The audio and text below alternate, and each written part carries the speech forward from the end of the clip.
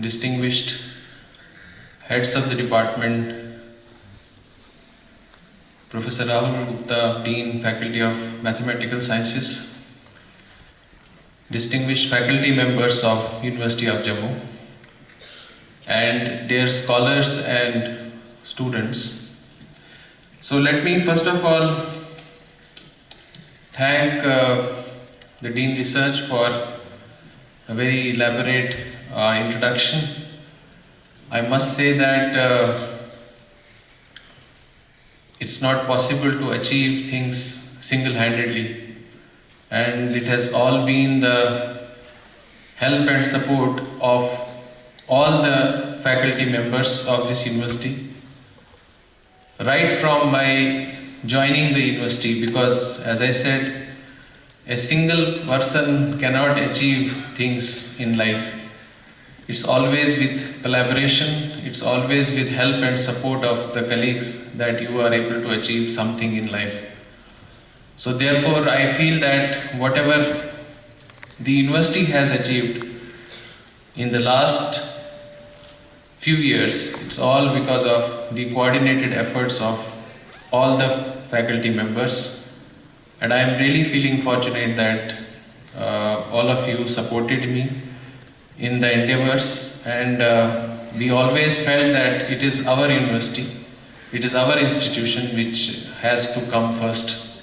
So that way, with that spirit, we have been able to move ahead and achieve something in life.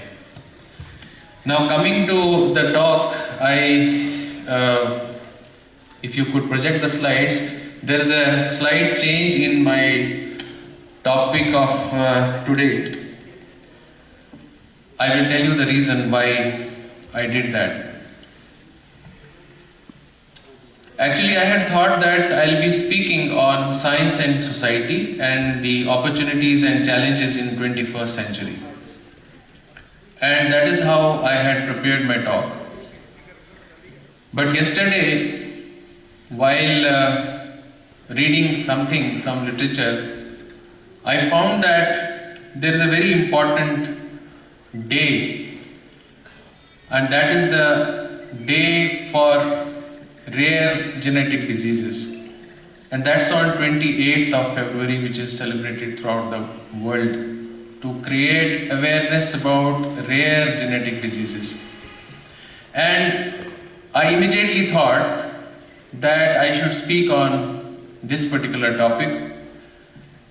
Number one, it's a coincidence that the day is on 28th of February, and we are just 3 days away from that date.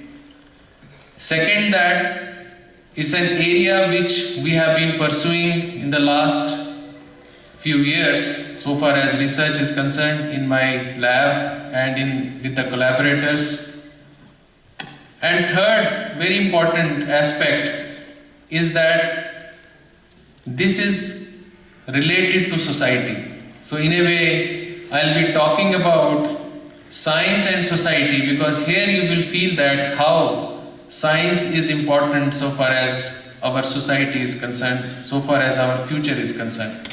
There are many young boys and girls who are here. So I would like to tell you that this is one of the most fascinating areas of research, wherein we are directly dealing with the human beings, the human life. So I'll talk about understanding rare genetic diseases. As I told you, this is being celebrated as a day, Rare Diseases Day, on 28th of February. Next please. If you can put off the lights, I think you'll be able to see the slides better. And can I have a pointer? Is pointer there? So before I come to the topic, let me tell you something very interesting. Do you know that how human beings came into existence? How the present human beings, Homo sapiens, where from did the human beings come? Who are our ancestors? It's said that, and there is evidence now, And that evidence is also based on genetics. We have a genetic evidence, or we have a DNA evidence now, which says that our earliest ancestors lived in Africa.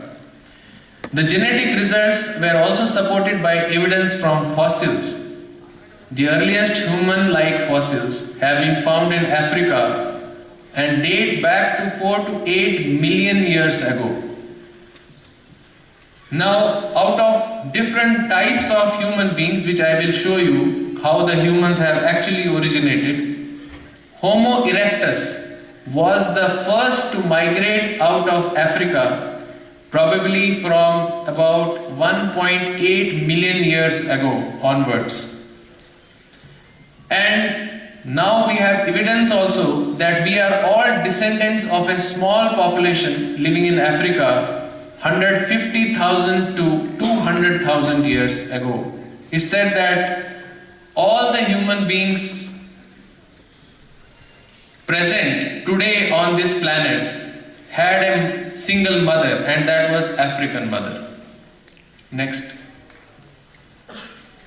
So here, let us trace how it started. The earliest anatomically modern Homo sapiens fossils date to only 170,000 years ago. That means the fossil evidence says that the human beings, present day human beings, that is Homo sapiens as they are technically called, they originated 170,000 years ago. The time hominids, these are the hominids, Australopithecus, the one in the beginning, then Homo habilis was a little erect form, then Homo erectus was the erect person, then Homo neanderthalensis was again a modification, but further the person became here, this one. And finally, these are the two, they are same, Neanderthals as they are called. And then finally, we the Homo sapiens arrived or originated. Next please. Or can I shift from here? Yeah. Now the question which people are asking and have been asking also earlier, did we evolve from Homo erectus separately in Asia, Africa and Europe with some interbreeding along the way? That is, we originated somewhere in Africa, became Homo erectus, and from here they actually migrated. Some people migrated to Europe, some to Africa and some to Asia, and they evolved independently. So that is how we find some variation in Asian, African and European people. Did it happen like this? Or did it happen like this? Or did we evolve in Africa and migrated out recently, that is within the last 100,000 years, replacing existing hominid populations? The ones who are not human beings, who are our ancestors, are called hominids. So did it happen like this, that we originated as Homo erectus in Africa, and then we came out, and then from Africa they diversified or migrated to Europe, some of them to Asia. So all of them actually developed from here. The modern humans developed from here. This hypothesis is called as out of Africa hypothesis. Out of Africa, and this is the one which is widely accepted now based on the genetic evidence. So that means it all originated somewhere in Africa, out of Africa. I don't think there is any other scientific endeavor which tells you that we are all equal. There is no inequality, because we have all been born from the single mother, that is an African mother. So you can understand that we all have the same genetic base, all the people who are living today on this planet. Now that is how the migrations took place. It started, Homo sapiens are shown in red, that is the present one. Neanderthals are just our immediate ancestors, and early hominids are shown in green. So as it started from Africa, started migrations to different parts, to India, to Australia, to other countries, America and so on, it all started from here, and slowly and gradually these Homo sapiens who are in red, they started replacing the Neanderthals and the early hominids. That is how the population got distributed throughout the world. Now, as I said, there is genetic evidence or there is DNA evidence. What do I mean by that? I think this single molecule, it changed the history. In 1953, two scientists, Watson and Crick, were awarded Nobel Prize for giving the structure of this molecule, which is the blueprint of life, called as deoxyribonucleic acid or DNA. So you can see this molecule, this is the basic molecule of life. This contains all the information which is required for the growth and development, functioning, behavior, everything, all that information resides on this molecule, that is the DNA molecule. Now if we start tracing the history, you can see that if I start from here, let us suppose this is me, I am actually born from dad and mom, and you can see in genetics we show males as squares and females as round, and then they are children of their own parents. So again you can go back and start tracing. So if you start tracing the 33 generations,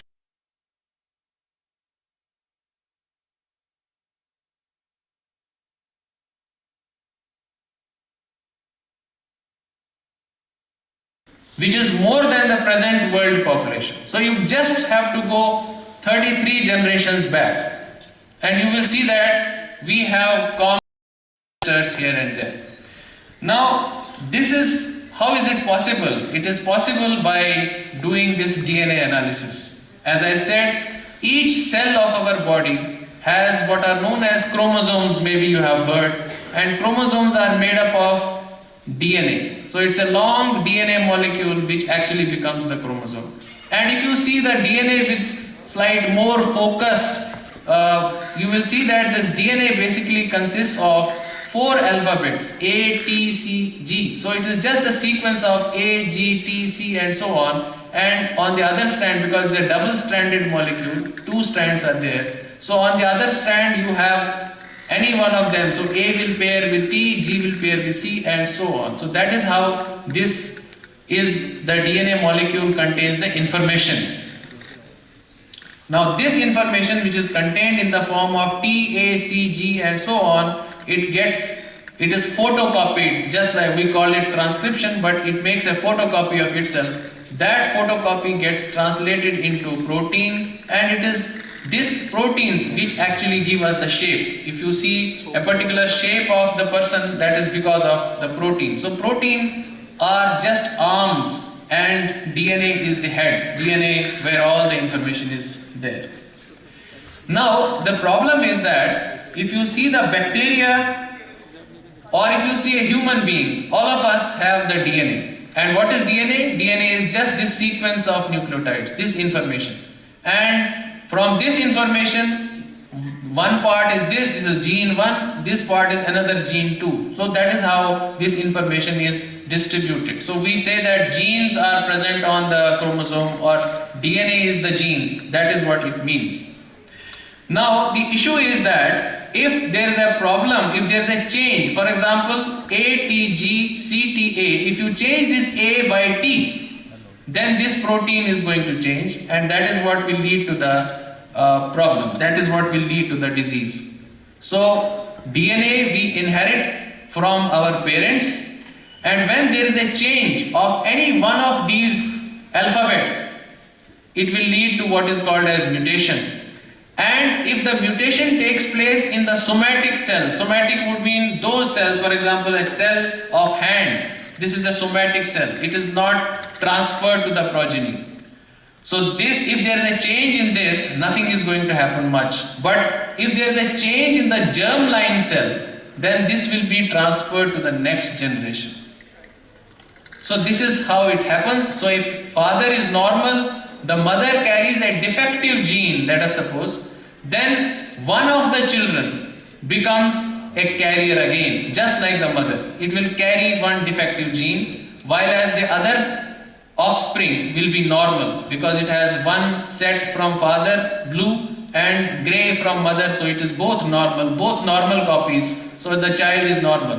This child is not really abnormal, but it's a carrier. So what will happen is that if there is a alliance, if there is a marriage between, because in some of the population groups we have consanguineous marriages, they marry cousins. So if cousin also has a defective gene but is a carrier, you can't see it from the face of the person. A person is absolutely normal, but it may be a carrier for a diseased gene.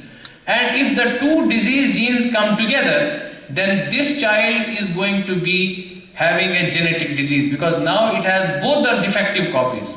Here, even if this carrier has a defective copy, this is compensated by the normal copy present on the other chromosome. But in this case, both the copies are defective. So this child is having a genetic disease, and it will express it also. You will be able to see this genetically diseased child. Now that is what is the background. So now I will tell you that how we do it, what are the kinds of genetic diseases which are there, and what to do about them. Because there is no cure, let me underline this. There is no cure for genetic disease. It is actually what you have inherited from your parents. And as I told you, if you have two defective copies of the same gene, then you are going to have this problem forever.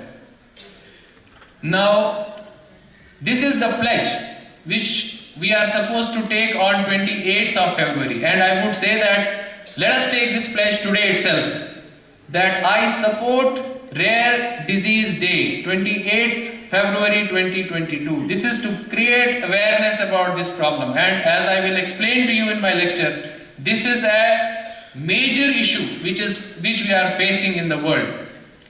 मैं rare disease day का समर्थन करता हूं, 28th February 2022.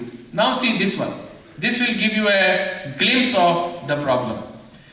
There are more than 6,000 rare diseases which have been reported so far. Out of these 6,000 diseases, more than 6,000, around 7,000 or so, 72% of these diseases have a genetic basis. And what do you mean by genetic basis? I told you what is the genetic basis. If you have a defective gene, it is because of a defective gene that 72% of these are because of defect in the genetic basis is there.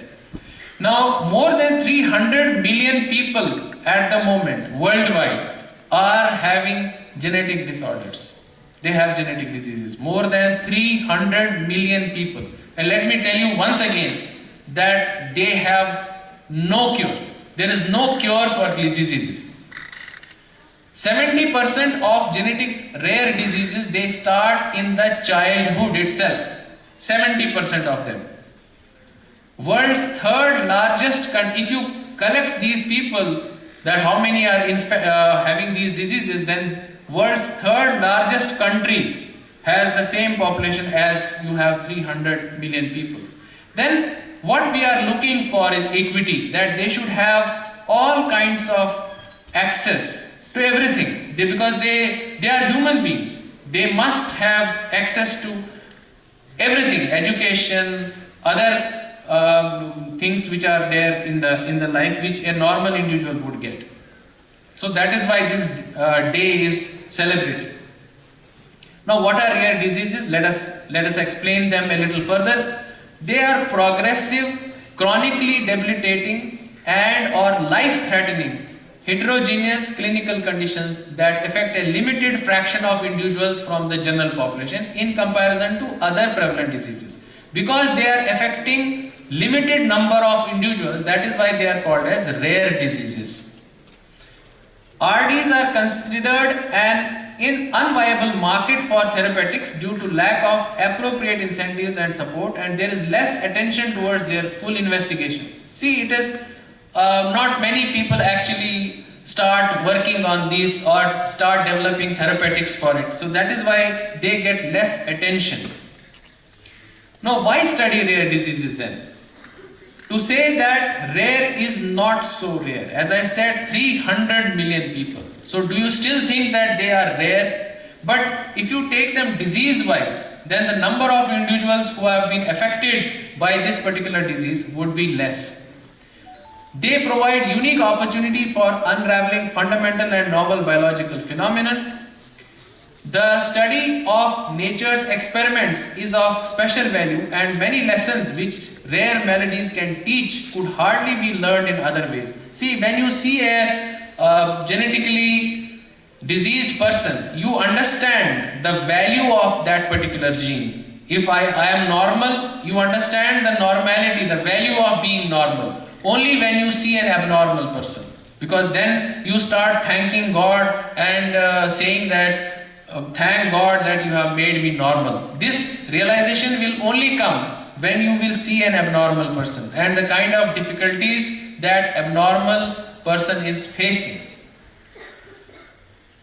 Now, rare diseases are caused by function altering variation in a single. As I said, if a gene function gets altered, then the rare disease comes, and they are referred as single gene disorder because there is a change in just one gene. And within that one gene also, there is a change in just one alphabet.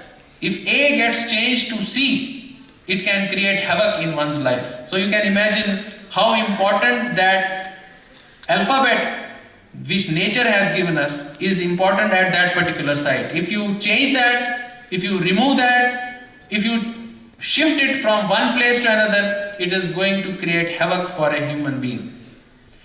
Now, there is no single universal definition for prevalence of known RDs. The base prevalence rate of RDs set by WHO is 1 in 2,000 people. If there is 1% diseased in 2,000 people, then it is called as a rare disease. Different nations have their own definitions. Some people have different numbers, so we will not go into that. In European Union, genetic disorder is considered rare only if it affects 5 or less per 10,000 cases. In US, 7 or less per 10,000. So as I said, it depends. And in India, the Organization for Rare Diseases has suggested a threshold for defining a disease as rare if it afflicts 1 in 5,000 individuals in India. Now let us see what is the severity of problem. As I told you, 7,000 distinct rare diseases have been identified and new ones are being added. Majority of rare diseases have genetic origin. I told you there is wide variability in severity and expression of distinct rare diseases. Many are congenital right from birth on onset and continue to exist with poor prognosis, that is lifelong disability and or early death over the lifetime period of afflicted individual. In some, symptoms of the disease may appear later in life, thus presenting difficulties in their diagnosis. As per an estimate, 50% or more of reported RDs occur in children, 30% they die during infancy, and 12% of them die between 5 and 15 years of age. There is a huge health burden. Despite low prevalence, their cumulative burden on public health is huge. Altogether affect estimated 350 million individuals, and about 80% of them are cumulatively affected by merely less than 100 known rare diseases. Now you can see that the background I have given, that there is a need, then what is the advantage if you know that? And the best is that we can have prenatal diagnosis. That means before the child is born, that diagnosis can be done and such births can be avoided. As I said that it's not possible to have a cure for these diseases, but at least what could be done is we could avoid the birth of such children. Now there are techniques. I would not like to give you the technical issues in this. The only way to tell you that now it is possible to diagnose these kind of diseases through a method which is known as next generation sequencing. Sequencing would mean that we want to know what is the sequence of these alphabets in a particular individual. You know, Human Genome Project, it took about more than 20 years to complete. But today, the same project, if you want to know the DNA sequence of yourself, it may take not more than 5 hours to do it. So that is the power of technology which we have today. You must have seen that in COVID cases, if we want to sequence the virus, it hardly takes few hours to sequence. That is possible only because of this next generation sequencing technology. So there are many challenges. As I said, establishing precise diagnosis is the biggest one. Access to healthcare services, access to disease-specific interventions, lack of specialized clinical personnel, lack of ample resources for research and development, and lack of specific infrastructure. These are the challenges which are there so far as the rare genetic diseases are concerned. Now there are clinical challenges, as you know that for diagnosis of these diseases you need experts, and there are very few experts which are available so far as the finding out or diagnosis of genetic disease is concerned. And then there are many issues which are related with these challenges. Not only diagnosis is there, but what else are you going to provide to them? Because as I said, there is no cure, so there can be only palliative cure. That is what can be given. There are problems faced by the patients because many of them are from poor backgrounds. They can't afford these kind of treatments, and then they don't have access to the facilities. There are several methodologies I would not like to tell you, but we can do it by hematological, by blood testing, and radiographic examinations, biochemical analysis. Of course, DNA sequencing is the best way of doing it. Now, what can be the genetic reasons? How we can do that also? We can underpin the genetic reasons also by following a systematic protocol. As I said, next generation sequencing is the most effective one because here we can get the information within hours, and then at a very high speed all the individuals in a particular population can be sequenced, and I will show you that is how we have been doing it in our cases.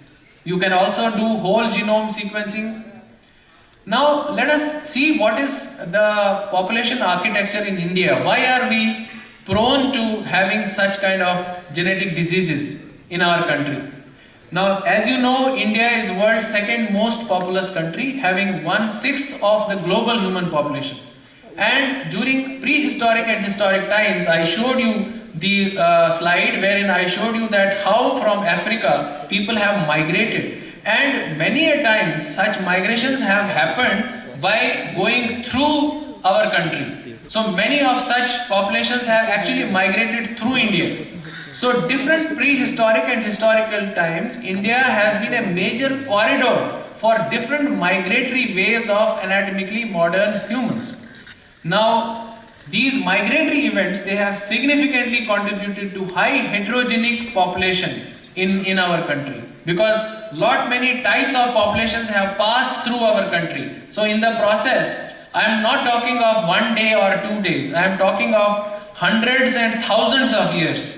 So over the period of time, many of those have settled in India, many of those have moved forward, many of them have interbred. That is how our population is today heterogeneous. It is totally different in different parts of the country.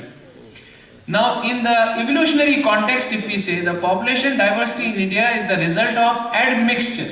That is what I meant. Admixture, something of everything. Admixture of multiple migratory populations and invaders belonging to the northwestern and eastern corners of the globe. So you can see it here. Now there are 4 types of, based on the genomics, based on the DNA sequence analysis, there are 4 types of populations in India. Indo-European, Dravidian, Tipto-Burman and Australo, I'm not able to read from here. Yeah, Austroasiatic.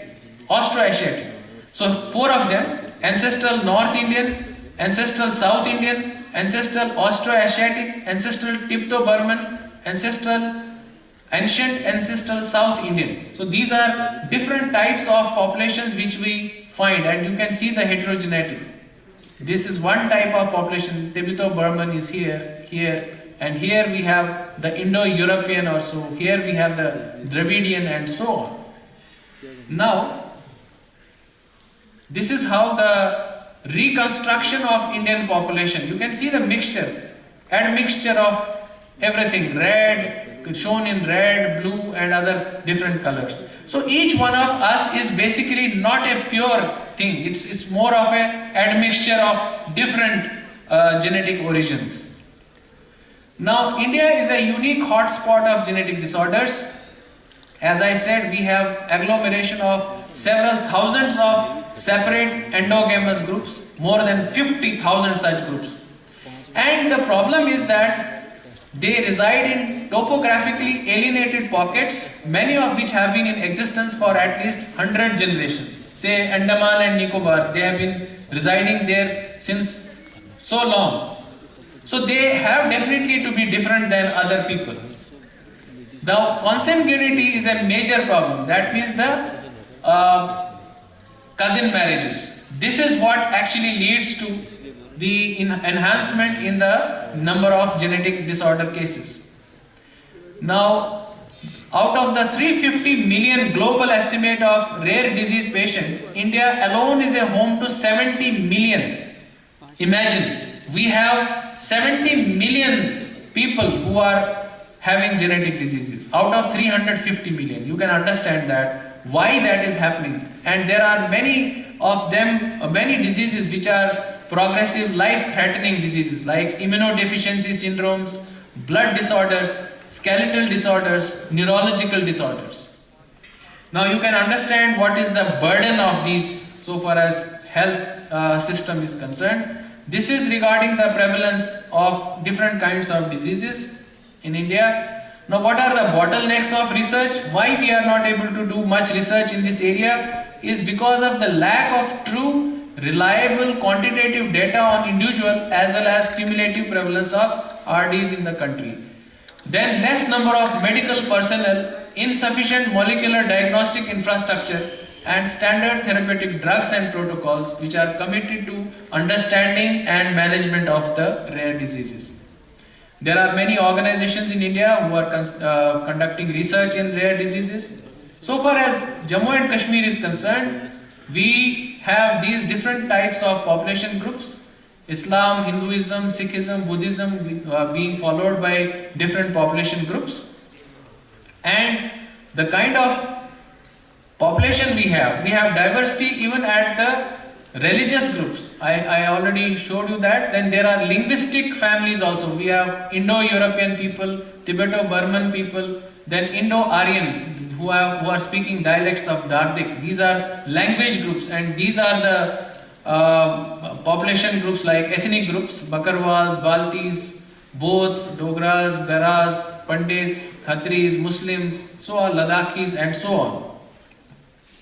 And we are unique because there have been various prehistoric and historic migrations to Indian subcontinent through Jammu and Kashmir. So that is why we do have such kind of diversity in population. These are the cases of genetic disorders reported from J&K. Down syndrome, you may have heard, Turner syndrome, Klinefelter syndrome, Patau syndrome and so on. Now this is our work where we try to actually understand what are the types of rare diseases. This paper has been published in Frontiers, is a very important and frontline journal wherein this research has been published, understanding rare genetic disease in low resource regions like Jammu and Kashmir. And this is one example I would like to give you. This is the village called Dharkai village in Bhalesa in Doda, which has been reported to have a high incidence of hearing loss. Out of 2,500 individuals, over 95 members are deaf and mute. At least there is one member in each family who can neither hear or is mute. Reports of increase in number of affected individuals in region have been there in the last few years. There have been some superstitions and so on, but this has a genetic basis. There is no superstition involved in this. Similarly, we have worked extensively in Adai village in Punch, wherein we have found a mysterious skeletal disease. It is highly prevalent in Adai, a cluster of 3 villages in Mandi, remote mountainous terrains of Punch. And we conducted research on this area, and for the first time, we reported what is known as a progressive pseudo-hematoid dysplasia. It's a disease, it's a genetic disease, and we also identified the cause for this genetic disease. Now this is the village. These are the frequent visits which our team has taken up to collect the samples from this population. There are about 4,000 individuals in this population, and we have scanned maybe little less than 200 individuals so far. But there is a need to scan it, and even there are directions from the Hon'ble High Court as well that we need to actually scan all the 4,000 individuals in order to identify the carriers as well as the diseased persons. Now this, as I said, that is how we did it. This was reported in Nature Scientific Reports. You can see the kind of deformities these individuals have, and we could for the first time identify what is the genetic basis, what is the reason. See, as I told you that if there are two carriers and if they marry, the child will definitely have the disease, this genetic disease. That is how this prevalence of genetic disease there, because there are consanguineous marriages in that population group. So if through genetic methods, if through next generation sequencing, we are able to identify the carriers, at least we can counsel them not to get married, because if they marry, they definitely are going to have a child who will have a genetic disease. So this is the reason why this genetic research is done. Because as I told you, there is no cure for the disease, but at least you can prevent this disease. If you can counsel them, if you can tell them you are a carrier for this defective gene, don't marry with a person who is the carrier. So then perhaps this problem can be solved to a great extent. See, these are by doing x-rays and by kind of other studies, we have been able to identify what are the deformities in their bones, and they become crippled throughout life, and this starts very early in the childhood. Then this is the way we have tried to understand the pedigree. As I showed you that if you go backwards, you can trace the origin of that particular defect. Then there is another population in Pralkot area. It's a remote village. 80% of the population is reported to be deaf and mute. The village near the line of control, and it lacks facilities of healthcare and transportation. And the villagers, as I told you, the problem is the same. See, this is what is the power of science. As I said, science and society, this is what science is doing. Some villagers have different telltales regarding their clinical condition. Some believe that the person who sees the fairies residing in a nearby mountain become deaf and mute, while others believe that there are evil spirits in the area or some curse shadowed over their families. These are all superstitions, and this is what is prevalent in that village. Now, here is the power of science. If you do this study, you tell them there is nothing like this. It has nothing to do with fairies, it has nothing to do with evil spirits. No curse is being there. कोई किसी का शाप नहीं है, किसी का कोई और कोई ऐसी problem नहीं. Because you are able to tell them that this is all because of the genetic reason. And what is the major problem? The major problem is villagers marry their close relatives. And I told you what can happen if you marry a close relative. If both of them are carriers, the child is definitely going to be the genetically having genetic disorder. Now these are the case reports. I don't want to get in. These are all technical terms of different kinds of rare diseases which have been reported from Jammu and Kashmir, and on which more extensive, I would say, not extensive, I would say even the basic research has not been done so far. So these are the ones which have been identified. As I told you that they have been identified based on the phenotype, what you could see. But there can be many such problems which will be hidden so far as our genetic makeup or our DNA is concerned. So what is needed is more studies on this particular aspect. Now these are some of our unpublished data which we have collected, because our group is working on several of these diseases, and we are trying to gather the data so that that can be later published. This is another paper which we have published last year. It is on pentothanate kinase associated neurodegeneration, again a problem which we found in Jammu and Kashmir, and we tried to report for the first time, of course, the genetic basis. As I told you, some of these diseases do not occur in other parts of the country or in other parts of the world, so we get a unique opportunity of finding out the genetic basis of this. Of course, this has been reported elsewhere as well, and this is how we do it. We use all kinds of methods: CT scan, the X-rays, genetic blood testing, and sequencing, whole genome sequencing or exome sequencing in order to reach a particular conclusion. So we compare then these sequences, we compare and try to find out where exactly is the change. As I told you, even one nucleotide or one base or one alphabet in the layman's language, if that gets changed, the whole thing gets disturbed. This is another syndrome which we are working, Dr. Savarkar, who is our collaborator in SMEDU, they have published this in 2019, again in Nature Scientific Reports, a typical case of Leigh syndrome. This is how we do it. We get the sequence and then we check, and you can see these letters which are written. Wherever we find such changes, we try to identify that this is the reason for this particular syndrome. Now, this is another one which we are trying to understand. This is how you will see these nodules on the skin, and this is also one of the diseases we are trying to now work on. So then idiopathic scoliosis, wherein this you can get a curvature of this kind in the bone.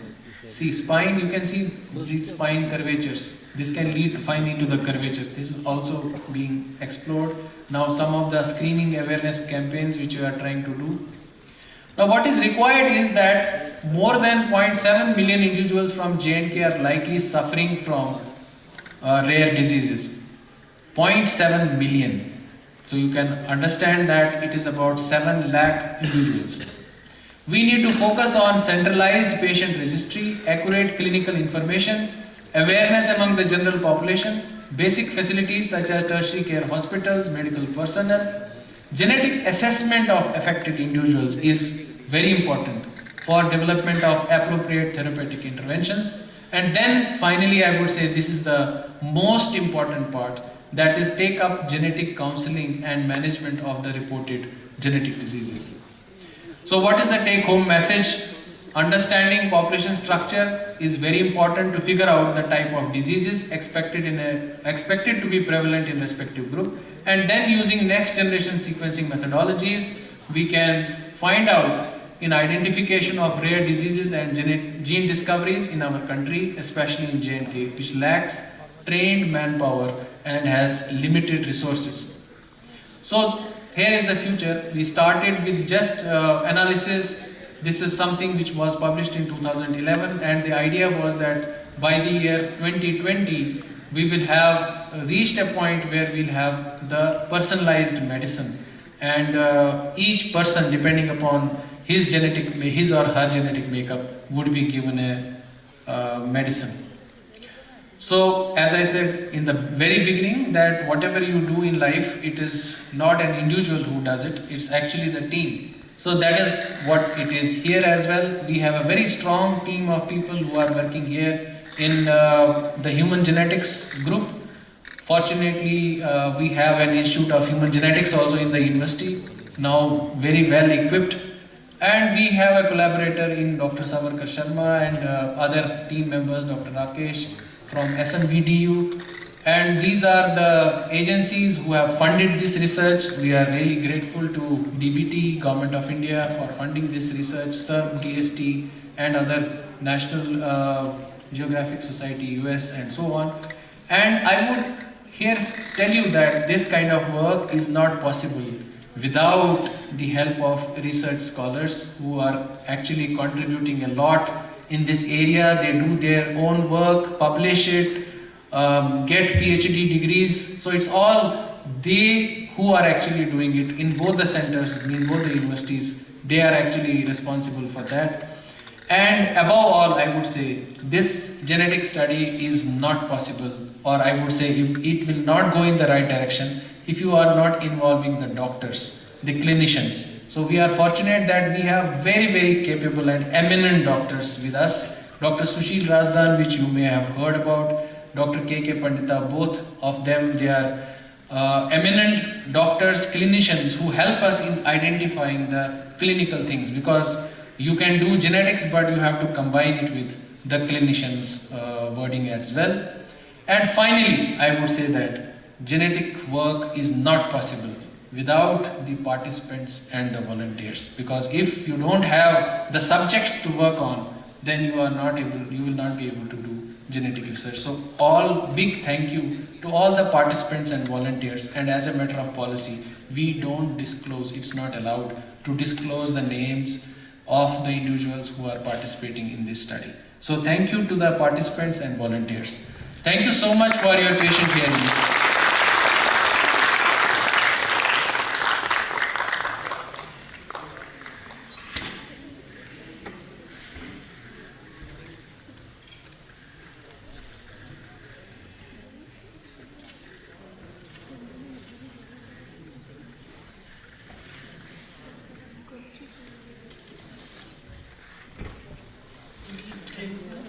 We are indeed grateful to Professor Dhar for taking time out of his busy schedule. I can understand so many things waiting over there. And I tell you, in my research office, although he is the Vice Chancellor, but he has so many PhD students and scholars and research projects that sometimes I wonder how he manages everything that way. So I think the topic that was changed was, this is something very, very important for us to understand, and many of the young audience that we have here in the hall, they would have, heard about this, but they may not have actually, some of them may have experienced some things at the personal levels also, but today they have got an understanding. And I think this message needs to be spread out to the society as well, that we need to understand all these rare diseases. So with those words, I would like to request, in case anybody is there, to ask questions, if you have the time, sir. You said that if you change the alphabet, then if you change the alphabet of sequencing, if you change the alphabets of sequencing, then there is head of changes. Whether it is always in positive, negative sense, or sometimes in positive sense also. It may be superhuman being or very genius like that. Yeah, it's a very good question. See, we in biology believe that everything is evolving, and I don't see that anybody should be questioning that. Evolution is there, and evolution is going on. And for evolution to function, this change is important. If there is no change, there will be no evolution. If these nucleotides would not have changed over the period of time, perhaps we would still be bacteria. We would never have the human beings, we would never have the plant life, we would never have the animal life. So, yes, these changes sometimes are useful, but it depends where is the change. If the change is in a gene which is important for the functioning of an individual, then it is deleterious. Then it will not be there. I feel that this is very worthwhile research. I think now it is the work of, as you have said, that it is the work of team. I think this type of work needs the institute, not only small group and big group, because it is. World over, many research groups are there, and even big institutes are there who are working. But ours is a very small effort in that sense. And the aim is basically to sensitize. First of all, sensitization is important. That we need to tell people that there are rare diseases, there are genetic diseases for which there is a basis. And genetic basis is there. 70% of them have a genetic basis. But there are still 30% such diseases for which Either we still don't know what is the genetic basis, or there is some other reason. And we know there can be other reasons as well besides the genetic reason. I think the people from statistics department, statistician, mathematician, even social science people can be involved in this group. Why not? I have small question also, one more question. Whether there is another permutation combination is possible for this DNA sequence? You have fixed DNA sequence, alphabets here. There is another different permutation combinations are possible? See, the life is like that. DNA sequence of human beings is fixed. Yes. But the DNA sequence of say a plant or another animal, for example, cow, it will be different than ours. I mean in human being, I mean. No, that is not possible, because otherwise then you will not be human being. If you keep on shuffling it. Okay. Nice. And it will not happen in a day. It will happen in billions of years. Thank you, nice. Sir, thank you for a wonderful presentation. But you have given us a line of thought which is not very science-based, but a social science-based thing. You said a very interesting thing where you said counseling has to be done to see that two carriers, they don't marry. I think that's a very important takeaway from your lecture, that where we actually try to, where arranged marriages are there, we try to see whether their horoscopes are matching or not, or families match or not, or statuses match or not. I think this is something that we need to work on. And along with your team, as Sir has just said, social scientists are required. I think this is a very, very important point where these diseases are concerned. Counseling plus a very compulsory element of seeing who has what disease. Although it will be very tough to break through in the society, because this would cause a kind of stigma or all those things. But definitely this is something we all need to think about and work on. See, this is a very important and a very interesting question which you have raised. First of all, as I said, the title, although I changed the slides, but yet I wanted to convey this message that whatever I am speaking, it is science and society. You can't take out the social element out of any study. I believe that it's a approach which has to be holistic.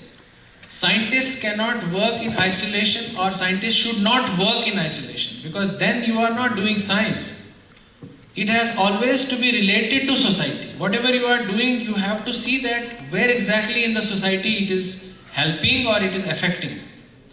Now this, why I chose this one was to say that this is something which is very dear to us, because we are dealing with human beings. And when we are dealing with human beings, we are dealing with the society as well. Because human beings, they develop that kind of society. Although we are selfish, let me tell you. Human beings are born selfish, because we think in terms of our own self, our own race. I am talking selfishness of that kind. I am not worried about what is happening to the cow. Although cow also has genetic diseases. But I am not worried there. But I am worried with the human beings, because we as human beings in the evolution are born as selfish. We think only of our own race. We don't think of others. Now when we talk in terms of this is what is the future. There is no need in future maybe to see the horoscope. It's better that you sequence the two individuals, DNA of two individuals, and say that yes, you and you can marry, you and you cannot marry. But the problem is we haven't reached that point as yet, because if you want to do sequencing, that's no problem. Within 5 hours you will do it. But what will you do with that sequence, which is 3.2 billion alphabets? You have to compare them. And how will you know that whether you have a defective gene or you don't have it? So the biggest task at the moment is to identify that which portion of this message, 3.2 billion, is responsible for which trait. If I know that this portion is responsible for this trait, then I will compare only that portion between individuals. I'll say, okay, you have a correct sequence, you don't have a correct sequence. Right? So, as soon as this happens, I am sure that the future generation the next, as we talk in terms of next 100 years of our, what will happen in next 100 years so far as science is concerned, I think the time will come that just like your blood test, or in the morning you would like to test the sugar, same way the people will test that this is my genetic makeup and this is the genetic makeup of the other person, whether the two can marry or cannot marry. This definitely has to happen. Sir, this also means that from science we would also see a transition, a change in the traditions as well. Because we live in a region where we, as you very rightly said, have cross-cousin marriages, etc. And absolutely all of us face the endogamous, strict, rigid, within-caste marriages. So I think all of that should go to backdrop, and this needs to become the future. That is how the science, otherwise we are living in dark areas. I told you that what kind of superstitions हैं. कि भाई आपने फेरी देख ली तो इसलिए जिसने देखा है या उस पहाड़ के पास भूत रहता है, तो it is something like that. Thank you. Matching the horoscope is also the scientific sense. Because when you match these horoscopes, Let's say that same gotra they will not marry, from same caste they will not marry. See, that is some scientific. That is where is the point. Yeah. When you said two people from the same gotra, they cannot marry. So what is the basis? This is the basis. Yes. Because you have all the deleterious genes there itself. But we don't have proof. Means I think clearly we don't have, because sometimes it may be wrong. Scientifically, it will always be true. Otherwise, matching of horoscopes are scientific. No. Please don't misunderstand. I am not saying anything. No. I'm not saying what intention is that. Intention is that. Yeah. I understand whatever is happening since ages. Just what I mean. I don't mean other way. I don't mean once. I am not giving you any new thing. No. Except motivation is mixing a horoscope. Motivation behind is scientific, I think. That's why. Any other question, please?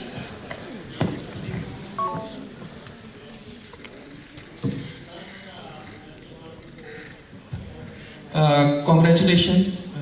First of all, just a minute. The question is here. वो mic दे दीजिए.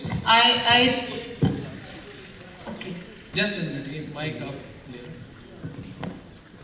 I am sure, sir, you are having enough time at your disposal and nothing is scheduled. I will miss my lunch. No, we don't want that. After a long time, I am trying to discuss something science. I am discussing science after a long time. Sir, in fact, I want to point to a case which is belongs to Kishtwar. A person having son, he was 4 years old and he started imbalance. He was unable to walk. Then he carried his son to various places with various doctors.